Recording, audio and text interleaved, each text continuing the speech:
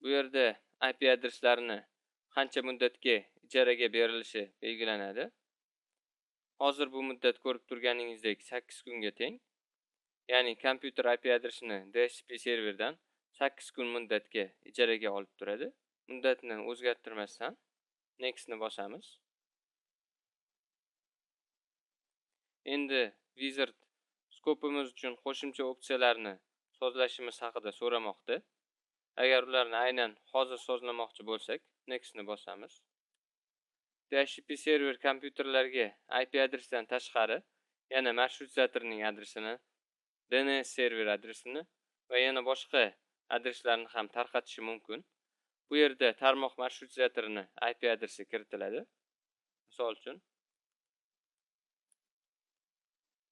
add ni bosamiz va next ni bosamiz. Bu o'yinda tarmoqdagi DNS serverlarning IP adreslari kiritiladi. Parent domain joyiga domenimiz nomini kiritamiz. Ya'ni virtual dars.uz. Server name joyiga tarmog'imizdagi DNS serverni nomini kiritamiz. ddc01 va uni IP adresini aniqlash uchun resolve ni bosamiz.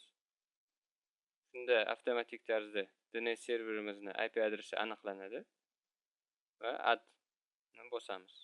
Agar tarmog'imizda bir nechta DNS serverlar mavjud bo'lsa, ularni hammasini IP adresini kiritib qo'yish maqsadga muvofiq bo'ladi. Misol uchun agar tarmog'imizda ddc02 bo'lgan bo'lsa, uni ham IP adresini kiritib qo'yishimiz mumkin. Next ni bosamiz. Bu yerda tarmoqdagi Wins serverlarini IP adreslari kiritiladi. Wins xizmati ham kompyuterlarni nomiga qarab IP adresini aniqlashda ishlatiladi. Lekin hozirgi kunda eskirib qolgan. Uni o'rniga DNS ishlatiladi. Hech narsa kiritmasdan Next ni bosamiz. Endi Wizard yaratayotgan skopimizni ishlatib yuborishni xohlaysizmi deb so'rayapti. Albatta xohlaymiz. Next ni bosamiz va finish ni bosamiz. Skopimiz yaratildi. Endi buni ochib adres poolni ko'radigan bo'lsak,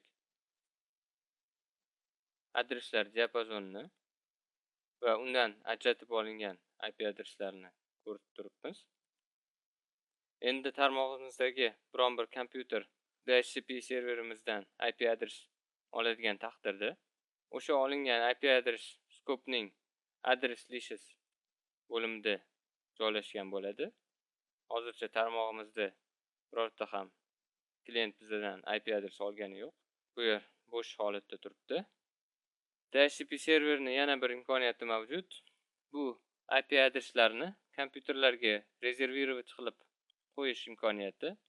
Ya'ni misol uchun tarmog'imizdagi biron bir kompyuterga har doim aniq bir IP adresini berilishini xohlasak, DHCP serverda o'sha kompyuterni tarmoq kartasini, MAC adresini kiritib, shu MAC adresga qaysi IP adresini berilishini belgilab qo'yiladi.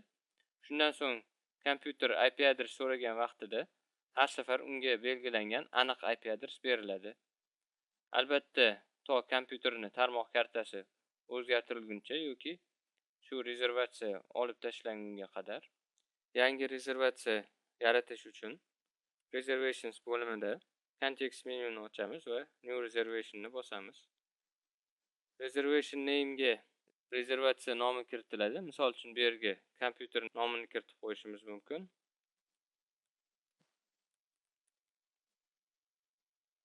IP adresini kiritamiz va o'sha rezervatsiya qilinayotgan kompyuterni tarmoq kartasini MAC adresi kiritiladi.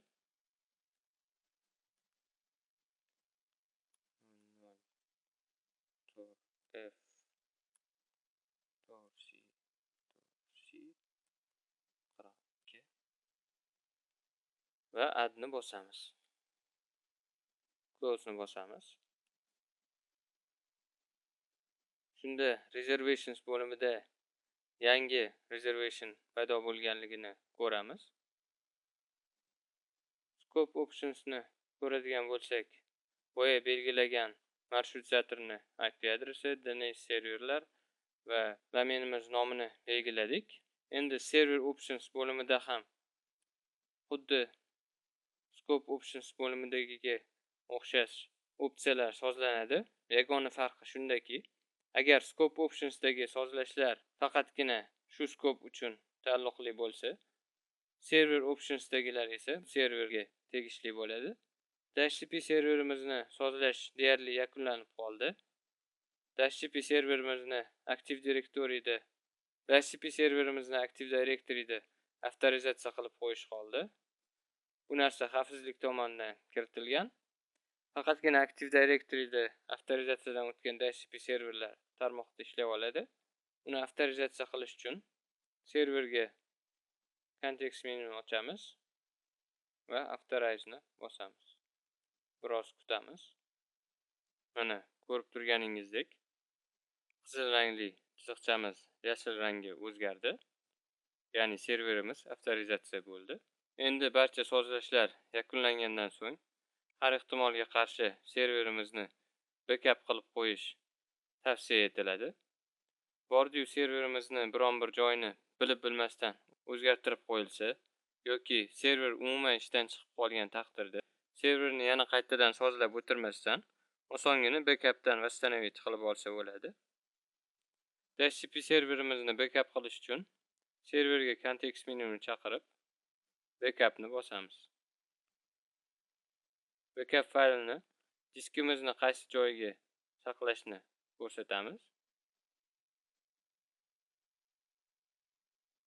OKni bosamiz.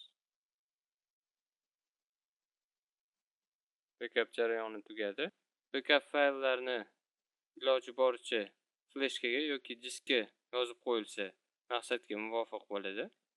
DHCP serverni backupdan восстановить qilish uchun yana serverga context menu ochilib restore'ni bosiladi va backup fayllarni joyini ko'rsatib OKni bosiladi. Shuning bilan mashg'ulotimiz nihoyasiga yetdi. E'tiboringiz uchun rahmat. Sizlar bilan keyingi mashg'ulotlarda uchrashguncha xayr.